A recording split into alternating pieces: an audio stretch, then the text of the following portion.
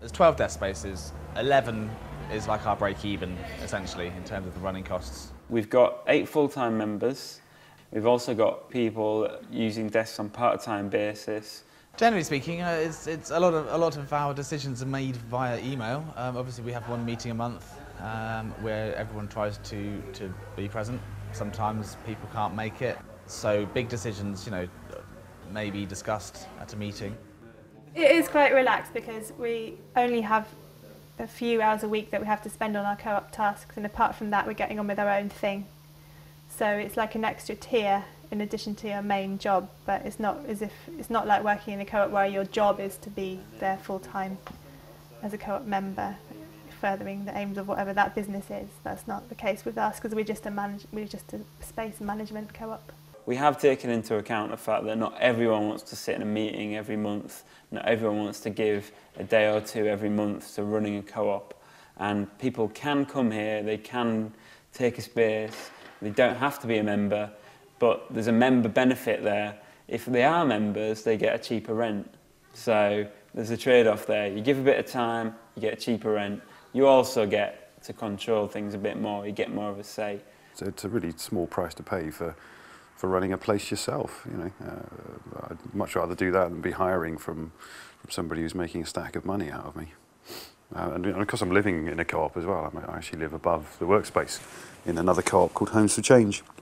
And it's the same situation there. You have to put in the hours to make the co-op work. But yeah, I can remember being ripped off by landlords. It's much better to put a bit of time in. And it makes you feel part of something as well, doesn't it? You've invested something in it. Means if there's a problem, someone needs to take ownership, someone needs to sort it out. If the Hoover's broken, then one of us has got to fix it. If the phones aren't working, someone's got to deal with it if the internet's not working. That's part of the reason why we divided ourselves up into different roles. So we all take a small bit of responsibility everywhere. I'm responsible for the physical side of the building, sort of making sure that the recycling happens, making sure that the bins are all in the right place, dealing with changes to the structure, bits of security, so on and so forth. The caretaker, which suits me fine.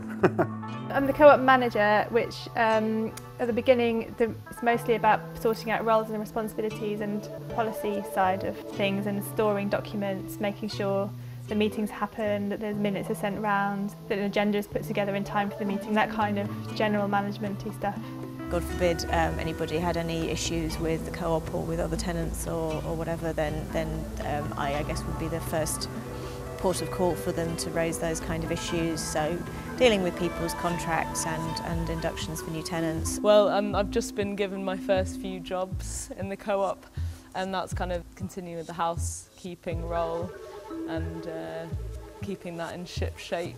It means that jobs aren't just lost in the ether and no one sorts it out and no one knows what's happening. It means that if there's a problem with the building, then we know whose responsibility that is. If we need more people in here, we know that we need to do more marketing, and that's my responsibility, so people can have a go at me, and I need to step up there. There's a range of ethical policies there regarding the environment, regarding how people treat each other and treat wider society. We do have an ethical policy, and we ask potential applicants or potential members to read it through and see whether or not they agree with it, with all of the clauses. And if there's something they have a problem with or would like to question, we invite them to do that on their application form. We're certainly not going to allow people in who we feel are actually doing something that damages the world or we feel are exploiting others. So you have the usual thing about we wouldn't have anybody in the space who was like trading in stuff that was unfair, exchanges with the third world. We wouldn't have like an arms dealer, for example, join us. Trying to make sure that our electricity is green, trying to make sure that the services we use, that we do proper recycling, and obviously all the usual stuff about there can't be any prejudice that comes from us either. That we have to have an open policy.